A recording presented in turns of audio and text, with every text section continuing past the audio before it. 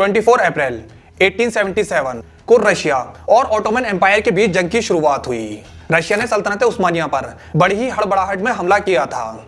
शायद रशिया ये बात समझ गया था, अगर सुल्तान अब्दुल हमीद ने सल्तनत उस्मानिया के तख्त पर अपने कदम सही से जमा लिए तो रशिया का जीतना लगभग नामुमकिन हो जाएगा। दरअसल दोस्तों, सुल्तान अब्दुल हमीद ने तख्त पर बैठते ही सल्तनत उस्मानिया को दोबारा इकट्ठा करना शुरू कर दिया था।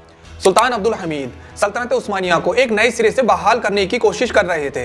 इस जंग में कोई भी यूरोपियन पावर सल्तनत उस्मानिया की मदद के लिए नहीं आई, या फिर यूं कहूं, किसी भी यूरोपियन पावर को सल्तनत उस्मानिया की मदद के लिए नहीं आने दिया गया था। 1878 में रशिया ने इस जंग को जीतकर सल्तनत उस्मानिया को treaty of San Stefano sign करने पर मजबूर किया। इस ट्रीटी में ऑटोमन एम्पायर बुल्गारिया को आजाद करेगा और बुल्गारिया एक इंडिपेंडेंट कंट्री बन जाएगी।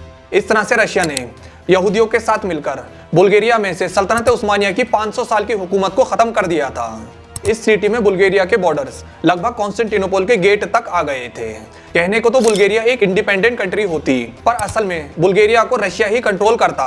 अगर ये ट्रीटी इंप्लीमेंट हो जाती तो ये सल्तनत उस्मानिया के लिए एक बहुत बड़ा झटका होता और रशिया को एक अनकंट्रोल्ड पावर मिलती। अब एक बार फिर ब्रिटेन, फ्रांस और बाकी यूरोपियन पावर्स को रशिया की ये बढ़ती हुई ताकत बिल्कुल पसंद नहीं आई। फिर सारी यूरोपियन कंट्रीज ने मिलकर रशिया को एक और ट्रीटी ऑफ बर्लिन साइन करने पर मजबूर किया।